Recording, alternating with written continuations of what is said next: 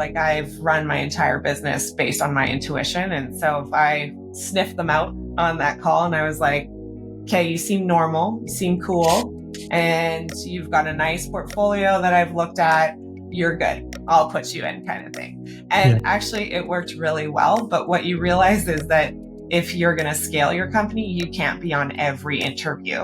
Exactly. And you have to create processes and systems around it. Hey folks, and welcome back to another episode of This Is HCD. My name is Gerry Scullion and I'm a human-centered service design practitioner based in the beautiful city of Dublin, Ireland. Today on the show we've got Sara Fortier. Now Sara is the CEO of Outwitly, a UX and service design talent solutions organization based in Canada. And we cover a lot of ground in this episode, but a few things really stuck out to me. There's three things. Number one, the founder honesty. You'll see that Sara, when we were speaking, is really, really refreshingly, openly and honest, okay? They don't have all the answers, but we speak about the complexities and the complications of building a business around your family. So, like myself, it's difficult. So we speak about that fumbling early stages of growing a business and into the larger contracts and where they currently are now at the moment. So it's a really candid way of looking at starting a business. The second point is designing for scale. Now we unpack what it actually means to do this, from leaning into your gut in the early days and then really formalizing those processes to set you up with the ability to scale your organization. And Sara really is open about this, and it's fantastic to see and hear. And the third piece is what recruiters really look for. So if you're out there in the market at the moment looking for a job, Sara is in this industry and gives absolutely, gold nuggets being dropped every couple of seconds in this episode towards the end, especially where we speak about what recruiters are looking for, what you need to do to give yourself the edge. So if you're in the market for a job, this is a great episode. So be sure to stay to the very end and listen to that as well. So if you're thinking about contracting, building your own team, or just curious on how to design and how recruitment intersect, I know you're going to love this episode. And also, we speak about Sara's got a new book that is coming out, and we speak about that at length because I have had the opportunity to read parts of this book, and I believe it is going to be an absolutely blockbuster. So I know you're going to enjoy it. Learn more about the book in the episode, and I hope you enjoyed the episode. Chat to you soon.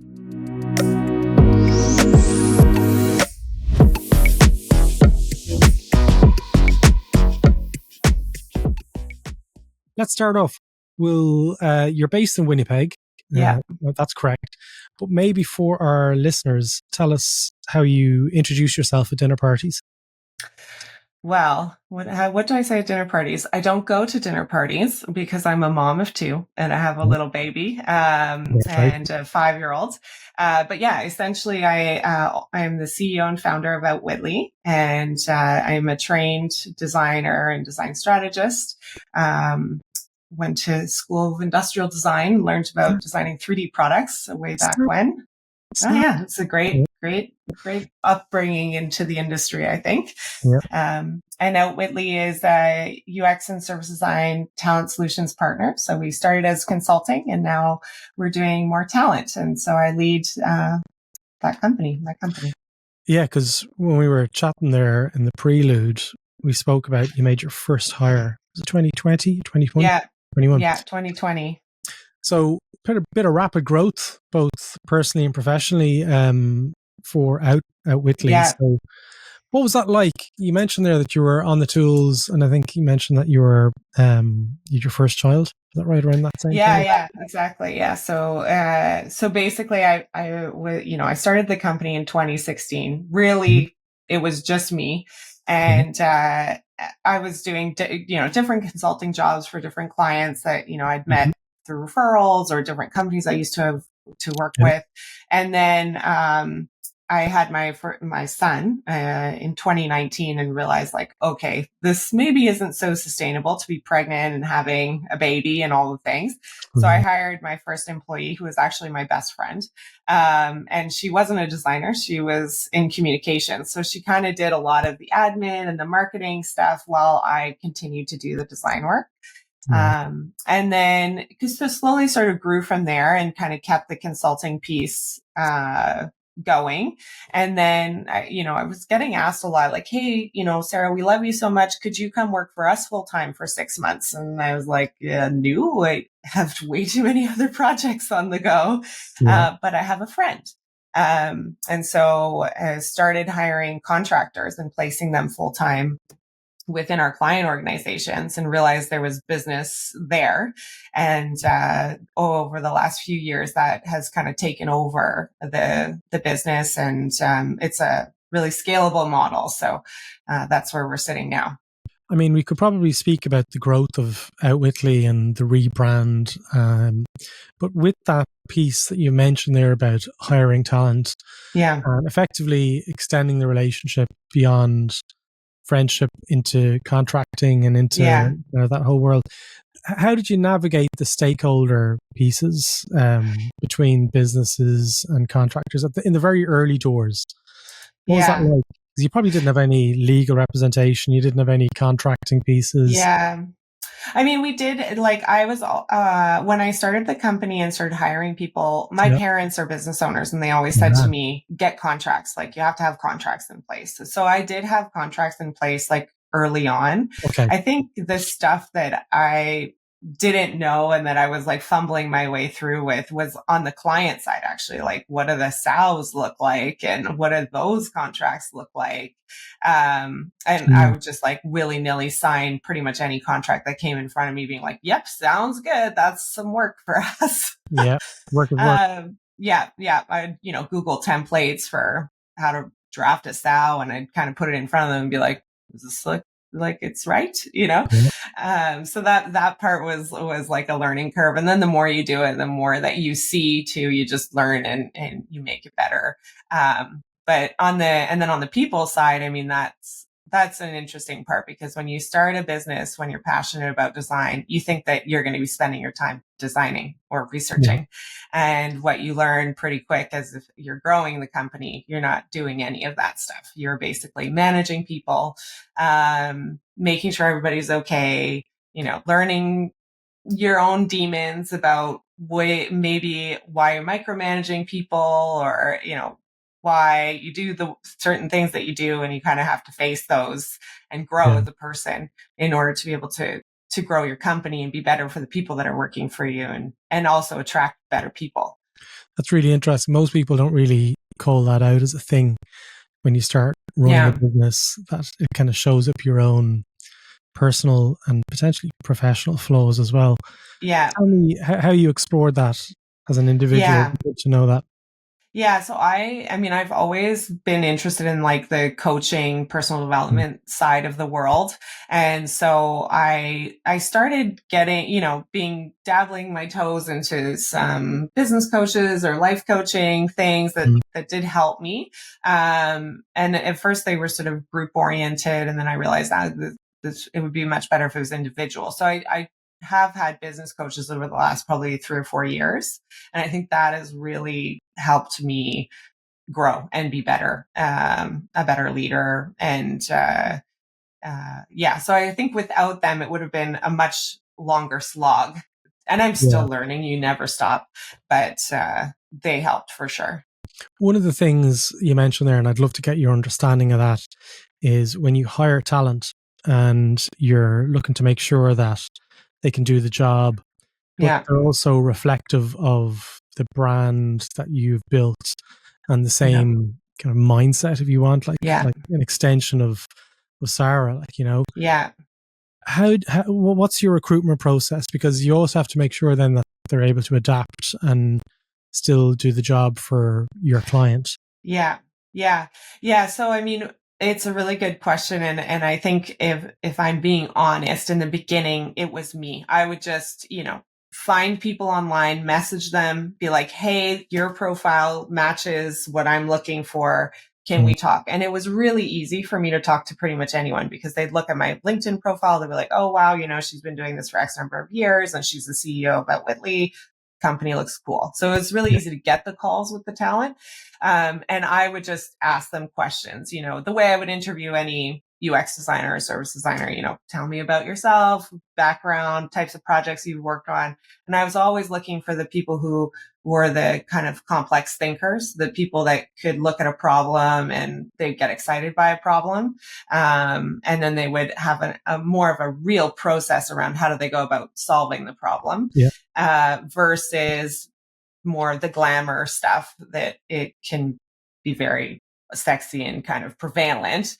And it was a gut check. Like, I've run my entire business based on my intuition. And so if I sniffed them out on that call and I was like, okay, you seem normal, you seem cool, and you've got a nice portfolio that I've looked at, you're good. I'll put you in, kind of thing. And actually it worked really well. But what you realize is that if you're going to scale your company, you can't be on every interview. Exactly. And you have to create processes and systems around it. And then also getting into the staffing and talent world, there is like a full process around recruiting. So now we have more things in place, rubrics and things that we're checking for. But at Outwitly in particular, that problem solving piece, also, are people organized? Do they have high emotional intelligence? I think are other things that we are looking for.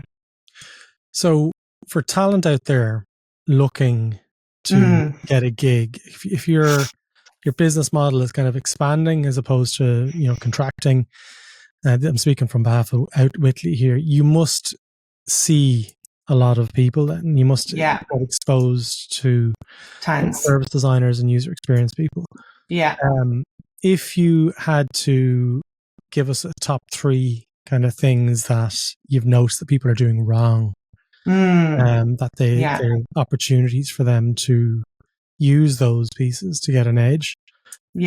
I'm putting you on the spot here because we haven't. I know. I have to think there what people are doing wrong. It stands for a minute. I think. One of the things is like optimizing your LinkedIn profile. Really? Okay. Like putting a ton of detail in your LinkedIn profile. So, we'll take this one a little bit slower. Okay. So optimizing your LinkedIn profile. I have a LinkedIn profile. I put all my stuff up there. Is that optimized? Well, I guess I haven't looked at it. No, but just in theory, it's basically what you see a lot of the time is when people are, we're a recruiting firm, so we're going out to build pools and build a pipeline of talent, right? But we're looking for people. Are they marked as open to work? Do they have the description under the headers of their role, right? Do they have bullet points there? I mean, this is really basic stuff, but you'd be surprised at how often that's neglected, or people are just kind of like, well, the roles are there and I worked at big companies, so why do I need to explain what I did? So I would say, have a profile picture, have all your roles there in your bio, use keywords of things. Like if you're an accessibility designer, make sure that's mentioned because you're searching in LinkedIn for keywords. If you're a freelancer, an independent contractor, write those keywords in because you don't know how people are trying to actually find you. So from my perspective, when we're looking for people, that is what I would say is because the first touch point is for us LinkedIn. Then you move to the resume and the portfolio, right? And so and you kind of have to pass this first set of checks before you're going to get an interview. And so if you don't do good on those things, you're just not going to meet anybody, right? Let's talk about photographs on LinkedIn. Because what about if you're a creative or if you're in the ad world and you've got a profile photo? What's your thoughts when they do the side profile? That's okay. That's all right. That's fine. That's fine, is it? Yeah, that's fine. I think, that's more like, you're just thinking this person's creative and you're looking for designers. Yeah, I guess I would say like maybe no avatars or, that sort of thing. It's just like that to know that you're a human. Okay. So they've got a grasp that shows that they've got an intent around their own personal brand. Is probably going to be a little bit of an image. Yes. Yeah, 100%. So once they pass the Sara Fortier check for LinkedIn, you're going to slip into the DMs, as they would say. Is that right? Yeah, exactly. So I mean that wouldn't be true if you were just applying online to a job posting, right? Because first you're going to be, you send your application through, but someone is vetting you at some point, right? So they're looking at either your resume or LinkedIn, and then and portfolio is a big piece that we can probably talk about too. Yeah. But yeah, so the resume also needs to describe. I think so many people just put generic bullet points. Conducted usability testing.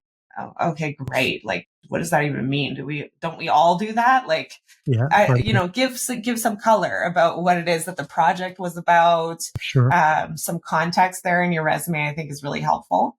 And then from there with the portfolio, this is such a typical answer, but show some storytelling, some process, some thinking. It doesn't have to be, and I would say, please don't riddle your portfolio with a ton of words, because I am not reading those words.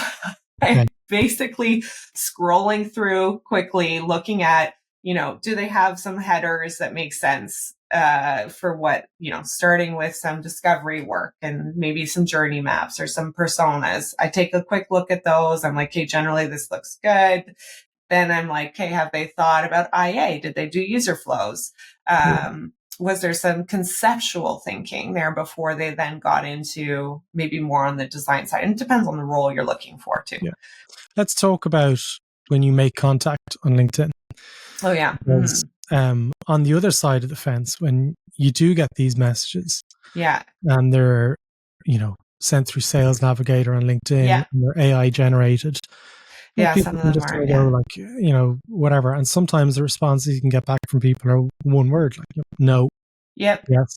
So walk me through how people should respond to these pieces. What are your thoughts on that? Because it's getting more and more difficult to know what's real and what's just. I mean, there's not enough time to personalize the messages when you're recruiting for a role that, let's say, you need to turn around candidates for in a week, right? So you need to sort of blast message 100 candidates who fit the criteria. And usually Sales Navigator, is that the tool that you would use? We use Recruiter, LinkedIn Recruiter. It's another LinkedIn tool, but it's more talent focused. Okay. So basically you build out a pipeline and then you send messages. It is right now, we still do it manually. We're looking into where to augment with AI. But as you said, when you start using the AI scripts, especially the LinkedIn AI scripts, they're just not there yet. Like, they sound still too manufactured, I guess. Yeah. It's getting better. So, but I think you're looking for real details, like, what is it, a contract? What are the dates, start date, end date? Is it option to renew? Is there a description of what the project is about?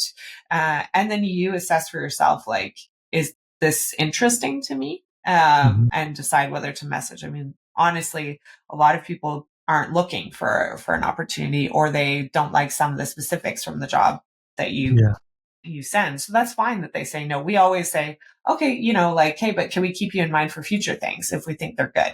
What happens then from your business perspective? Like, if you are sending out 100, 200 messages and someone kind of comes back and says, yeah, that's cool, but not right now. Yeah. What do you do with that response? Is that possible to, I guess, create a more of a human to human experience? Yeah. What does that look like? How do you scale it? So it's you have a team of people, right, who are doing those answers, and then they're putting them in our pool. I mean, and it's linked to the software when you connect with somebody on LinkedIn, but you kind of, you just say, okay, great. Like, we'd love to keep you in mind for future. Sometimes we ask them to send us their resume, so that we can add it to like our just general pool. Can I ask your thoughts on something there? Because years ago, like maybe over 10, 11 years ago, when I used to be, out contracting, and people would email me, and I'm like, oh, here's this person again. Yeah. And I've already spoken to them, and then I get a message back on LinkedIn a few weeks later. I'm like, I've already told you I don't want this. Oh, yeah. And it affects poorly on the recruiter. Yeah. And it's kind of a system that just goes around and round. Yeah. If you do make contact and you say, we'll keep you in mind for another time, Yeah. do you? Yeah. I mean, you talk to a lot of Yeah. people, right? And every job that you're looking to fill has different criteria. Yeah. So we do keep them in mind. Like if they're good, we do 100% keep them You in mind print because out a photo of them, you put them up on the wall, and you put it in a frame and just behind the computer. So every time you change screen, you go, oh, there's Gerry. no, we have tags. Like we have tags where it's like, if they're an A player or something like that, we'll use that. Because so what you do first is you go to your known people to see if Ah, any of them fit. Then next you go to your bigger pool, people that you've had some kind of touch point with. Then yeah. if none of those fit, then you go to recruiter and you build a pipeline, you reach out to strangers. But what you're trying to do is have a really established pool of strong candidates that you go to first and that are vetted and everything. So we have like ongoing coffee chats with new people to get them into our pool all the time so that they're sort of pre-vetted. Okay. And so a candidate that says, hey, I'd be interested in future, we will often be like, okay, great, send us your resume. We'll look at the resume. If we think it's good to follow up with them and add them to our pool in a more serious way, then we'll ask for a coffee chat. And there's bandwidth and resourcing you have to think about, but that's what we try to do. Can I ask a question around, say you've got 4 roles and they're going into a bank that's in Canada. I have no idea if you work with banks. Yeah. If you do, it's just a coincidence. Yeah. They go off and they're working in there, and you are kind of, they're doing their job and you're kind of maintaining a connection with them. And that relationship goes on for a year, 2 years. Yeah. Where is the relationship at as regards maintaining the skills of those practitioners who are in the bank? Okay. Because I've often wondered the gray area. Like sometimes I'd be doing training for banks or whatever it is, and they say, look, these are all the full-time employees, and then there's the long-term contractors. We can't really bring them in. Yeah. It seems really kind of crappy, like they're part of the team, but they're not part of the team. Yeah. How do you navigate that? Yeah, it depends on the client. We do have some clients that are very inclusive of their contractors, so they will bring them into trainings and stuff like that. And then you have clients that are like, well, they're being paid way more, and so they should be in charge of their own L&D development, right?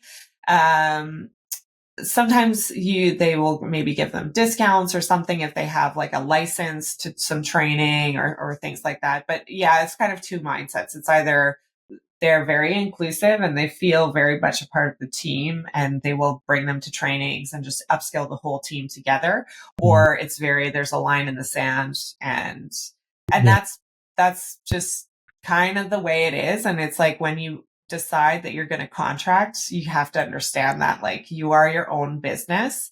You represent yourself. I mean, you're always representing the companies that you're working for, Outwitly as the vendor and the client. But, things like, the software, sometimes the machine that you're using, like that's usually stuff that they provide. Depends again on the company, right? For security reasons, they might say use all our tools and machines and stuff. Yeah. But it's a cost that you have to incur essentially because you're making so much more money than you would as an employee. But you could also be let go at the drop of a hat with there's no HR. Absolutely. Yeah. Regularly, I got emails on a Sunday night saying, this will be your last week in a bank in Australia. And I was like, what? Yeah. Funding for big programs of work, and it just happens. It just happens. Yeah, absolutely. Yeah. If you, because like when you started out in your business, and now it's moved into this kind of area where you're scaling talent effectively. That's not a recruiter. I had a conversation before, Sarah, and we're saying we're not really recruiting. It's more helping those teams find the right talent. Yeah. But it's still, the relationship is still with Sarah. Yeah. If you had a magic wand, this is a pen, okay? Or if you had a magic wand and we could go bring, and you could go back in time, what are the things that you wish you had in place and you were able to put in place to best prepare you for where you're at now? Yeah. What are those things that you kind of look back on and say, God, I wish I knew how to do that better way back? What are they? I think I would have invested in senior leadership way faster. Right. Tell me more. Because, What does that look like? Senior leadership well, in what capacity? like any of your senior people who, it depends on what their title is and depends on the company that you're building and stuff, but like essentially the people that are going to lead the team members, Mm-hmm. um that I would have hired those like really smart people and chalked up, like it's hard to commit to the payroll. And that's why you Yeah. don't do it in the beginning. And there's within reason, but at some point you get to a point where you can afford it. And Yeah. and I'm sure many others were like, I still like having the money in my pocket. Or this still feels a little bit too risky or something, right? Mm. So waited a long time for that. And then once you bring those senior people on who can be autonomous and they can take on way more work or they've done it better at different places, you can scale the company because you're offloaded from all of those tasks. And you can go get more business or, whatever it is that you should focus on. So I think that's for sure one of the things. So in the early days, it seems to be like you and I'm the same. You want to bank as much as you possibly can, so you've got Yeah. money in the bank. At what point did you relinquish and say, actually, you know what, I'm going to happy to take a loss here because I'm going to invest into talent in the hope Yeah. that recuperates? Around over the last 5 years, I guess you've been kind of doing this. Yeah, I've When sort did you of, start thinking been about doing it slowly. And I think as the company became more profitable and I would sort of look at like, okay, what was the monthly profit, yeah, not revenue, right? I think everyone gets obsessed with top line revenue, but you have to think about, is profit? the company profitable? Because that's, let's be real, you start a business to make money. I mean, there's all the good things about it and everything, but businesses make the world run and they all Yeah. make money. So, Who was the first person you hired? What was the first senior leadership position that you hired? I'm always interested in what that one was. Was it finance or was yeah, it it was finance. right? Okay. Yeah, because I didn't like that stuff. Yeah. And Yeah, fair enough. Is this I Shanna mean, I Small? liked looking at the number Is this in Shanna? general. Shanna Small. Yeah. Shanna. Yeah. Hi, Yeah. Shanna. Hi, Shanna. She's Yeah. great. Yeah. Yeah. So you hired the finance person, and then that Yeah. gave you some stability in terms of like, the projections and so forth. Yeah, and all of the she kind of just took care of all of the back end stuff, all the admin, the paying contractors. I mean, as you grow and you start having to pay so many more people, like that gets Yeah. so time consuming and complicated. And invoicing on time, all of this stuff, right? I used to be really slow with my invoices and now I'm like so mad when the contractors send their invoices in like 5-6 days late. I'm like, come on, where's the invoice? Yeah. And I used to do it all the time. I know, like, well, I was never late sending invoices. Let's just say Yeah. that because I realize when you're small at the start, cash Yeah. flow is king. Like it really is. It can kill you so quickly. So now you're at like whatever, you say 25, 30 people? I don't know how many people you're 20 people and then, 50 or so contractors. And then sometimes it scales from there, but yeah, around that. What are you seeing in the market at the moment? Because lots of people are looking for work. Yeah. And how is it that your business is growing? Yeah. And lots of people are still out there knocking on the door, especially in senior leadership positions. Yeah. I mean, it's been a tough few years, I think, for our industry in general. Funny thing is that when it seems to be that when the employees are being let go, contractors are being hired a lot of the time because the companies still have stuff that needs to get done, but they're uncertain as to whether they can carry, a new headcount for X number of years. Like when you hire an employee, it's a commitment and there's a whole thing around employees that you can't just let them go. Like, you have to put them on a performance improvement plan and you have to have all these reasons if you needed to let them go. Right. Sure. And there's severance and all the things, right? So contracting actually does well in times where there's maybe more uncertainty in the economy. So that has helped. And then, I think also diversifying the industries that you work with, like tech is super hit hard, like really hard hit. But there's opportunities in government, there's opportunity in finance and other, insurance, other places. So with contracting, and businesses out there, like I totally see that, the correlation between, they mitigate the risk in terms of being able to, not have to worry about severance pay and Yeah. health benefits and all of that sort of the important stuff, to be Yeah. honest. Yeah. But with what you offer at the moment, is there a certain type of designer that you're finding is a little bit more easier to find work in your side? Yeah. What does that look Yeah. like? What are they looking Yeah. for? I think it's those people that I was kind of talking about earlier, where they can do the strategy and the thinking and the research, and then they can carry it into the design. I would say people who are just mainly focused on more like heavily UI stuff, or just pure UX research without the crossover into what does this mean from a strategy perspective, Yeah. have a harder time. So like the people that can do that middle piece where it's like, maybe you're not doing all the research, but you can think really strategically and you can connect it to what the design should be for the business. Those people will always have work. So where does, I hate this two little letter word, AI come I into know. this? Like, surely you're feeling that conversation more and more with clients where they're saying, well, can we just use AI? Do you have anyone who you can help us with this? Yeah. Design an AI. Where is that at in your mind? Yeah, I mean, I've struggled with it. I have my good days and my bad days with what I think the Talk about the bad future. days. I'm an optimist, so I like to focus on the good. Glass is half empty here today, folks. No, I think, you worry. Of course, I'm worried sometimes, I'm like, oh God, there's like AI platforms out there that are saying they can make personas, or that they're, doing like Lovable, which does like UX work and like wireframes and prototypes and stuff, right? So there's tools coming out that are pretty powerful, and that it's rapidly like only going to get better quickly, right? So I have my moments where I'm like, oh my gosh, I'm building a business that is about finding people that do this for clients, like that, that where in theory AI could replace us.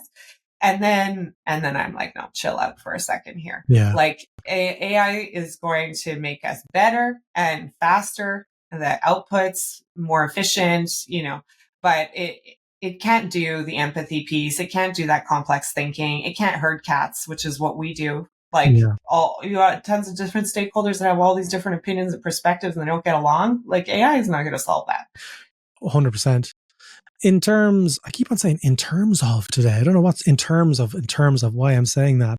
But generally, when you are engaging with clients, they might ask for, say, 5 user experience designers, like an ingredients list for a cake. But that cake is going to be, if you want, a shit sandwich. What role do you play in making sure that they're not creating a potential sandwich like that? Are you able to intervene and say, actually, you know what, it doesn't sound like you really need these kind of people. What you're actually looking for is something a little bit more further upstream, and then maybe 6 months time come back and then you'd be more ready for this. Do you provide, is that a consultancy piece, or where does that sit in the mix? Yeah, I mean, we don't charge for that, but that is just a big part of like why our clients go to us versus, in Canada, like Deloitte, Accenture, the really big companies that also do this type of stuff. Because we're niche and we can have those strategic conversations about UX or service design or HCD resourcing, and like, what's the type of person you need right now? And like, so we do have those conversations whenever a client kind of comes to us and says, hey, I need a UX designer or whatever the role is, right? And then kind of you try to probe deeper there. Like, why do you need them? What are they working on? Who are they working with? And it depends on the maturity of the organization that you're working with. I mean, I wouldn't insult like a really strong director of UX by being like, nah, are you sure you know what you're doing there with who you need? But you've got other clients who don't have that background and they need a UX designer on their team. And that's where you can really sort of help them craft who that team member is, or how many people they need and what they should be doing. Can I delve into a little bit more of that that sandwich that I'm talking about. Okay. Yeah. Because I've been in those sandwiches before Okay. where you've spoken to somebody and it's, oh, sounds really cool.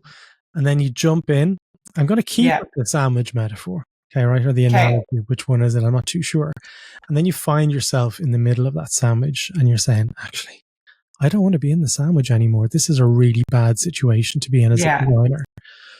How do you handle that from a business owner's perspective, where you've kind of committed to the Yeah. relationship, you've got the contract in place, and then you've put somebody who you believe is quite good and they're able to Yeah. read the situations quite well, and Yeah. you're picking the phone up to you and say, I am not going to be able to survive here. Yeah. That has to happen more often than not in low It design. does happen. It for sure happens. Can I talk about it? Because we can paint the rosy picture of like saying, Yeah. hey, listen, you can make money by doing this. Yeah. But that is a reality. It is very tough. And you look at the statistics at the moment where designers and in particular researchers are burning out much quicker than any other discipline in design. Yeah. Yeah. Walk me through how you can handle that. Yeah, you're right. I often talk about the difference between, and I feel like is whether you're a design researcher, UX researcher, service designer, design strategist, whatever the title is, but you're all kind of doing the same thing. Like, you're working with the fuzzy front end, the ambiguity, and the stakeholder piece.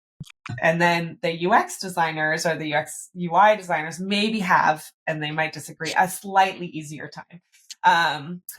But so. Oh gosh, I lost the it's hard. It's hard. You're balancing those different pieces because you're going to have to let somebody down. Yeah.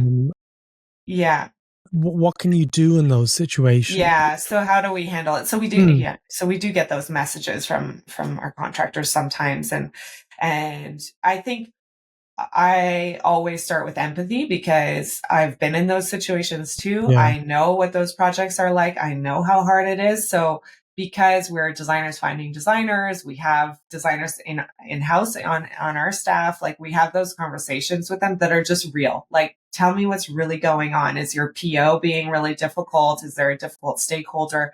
How are you navigating that? Is there toxicity in the team? Like, just really try to get to the root cause before saying, okay, well, you're done. Like, it's really trying to actually understand. And because we've been in those situations, like we can ask the right questions to really try to get to like what's going on. And then we do a lot of coaching. Like, I was on a call not that long ago with a contractor talking about this very exact type of problem. And, I was talking to her about, how are you leading? Like, how are you showing up? Are you kind of being shy and pulling back now because of these things that are happening? Or are you like stepping up, and are you also being empathetic to the other people? Right. Like we can get really caught up in, oh, well, they said this, they don't like me, they don't care about this like research, and, the work that I've been trying to do means nothing. Like we have all these stories that we tell ourselves. So it's so much about mindset. So I think the first thing that I do is talk to them for real as humans, what's going on, then try to coach them on mindset piece and how to navigate the organization and give them really tactical tips that they could try first just to see if it improves the team dynamics. And then we check in at like after 30 days. Hey, how's it going? Has it improved at all? Did you try those things? And in some cases you can talk to the client, about it and have some say. And it really depends on who the client is. And if they're, if they have the ability, they can try to move things. But sometimes if it's a PO or a stakeholder, they can't do anything about that. The person who's bringing you in, and you have to say, listen, and then you're almost letting the cat out of the bag because you're saying, we know they're not happy, and they've told us you're not happy, and then it creates an extra layer of stuff to navigate for them within the organization. Yes. Yeah. So that we usually let our clients know if we feel like they're really struggling or there's a flight risk there. If it's someone who's just sort of saying like, I don't know, it's not great, I'm not going anywhere right now, we might wait on that and just see if we can help them through it. What does success look like for a contractor within Outwitly? Sorry. Yeah. I mean, I think for us, success is those people that can navigate stakeholders, people who can jump into any situation, ramp up really quick, love the juicy, messy stuff, and they find their way. Like, you have to be, as a contractor, very comfortable not being fully onboarded with a really long ramp up plan. You know, you don't get a 30, 60, 90-day plan when you're a contractor most of the time, right? So you have to be totally okay being a self-starter, like finding your own work to like, you know, introduce yourself to stakeholders, have coffee chats with your team, especially if you're a remote contractor. Like, it's on you to do that. Don't wait for somebody to assign you work. Don't wait for somebody to say, hey, do you want to join this meeting? Like, insert yourself. So I think that's really important. When people start to hear your voice and they get to know you, that is also very good. I think when you have people that are showing up too much like a lamb, let's say, where they're being really quiet and they're not sort of contributing to the conversation, that still can work, because maybe that person is totally going to be happy doing that and being quiet and stuff like that. But if they're being quiet because they feel like they can't raise their voice, but they internally they want to, that's another issue, right? So anyway, that was a long ramble, but I feel like those are some things. It is, like, and the reason why I was calling that out, Sarah, is there's people listening here at the moment who may sense that in the near future they may be retrenched, made redundant, whatever it is. And it gives them an opportunity to really start positioning and thinking themselves, okay, well, if the future looks like it might be more of a gig economy, more contracting as a thing, this is what's expected of you. These are the things that you can get ahead of. And obviously, if you're in Canada, you can contact Sarah, and like, exactly. There's those kind of obvious connections to be made here in this podcast. But if you're out there and you're anywhere in the world, like, I've done contracting before, it is not the same as a freelance piece. It's not the same as going into a full-time role and just getting paid more money. There's certain responsibilities that you have to be able to do, and you need to be a self-starter. So it does favor, in my experience, a certain behavioral type where people are a little bit more willing to get out of their comfort zone. To be more vulnerable, I guess, as well, and try new things.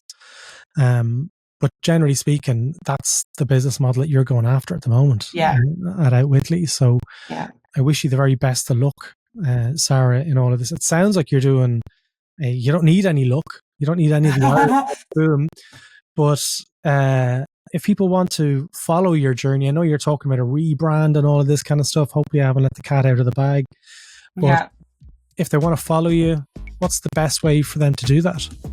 Definitely on my LinkedIn. So just Sara Fortier on LinkedIn. And is your LinkedIn optimized? Yes, it is. I'm going to check that now to make sure. I'll put a link to your LinkedIn in the show notes. And I'll also put a link to outwitly.com. Yeah, that's great.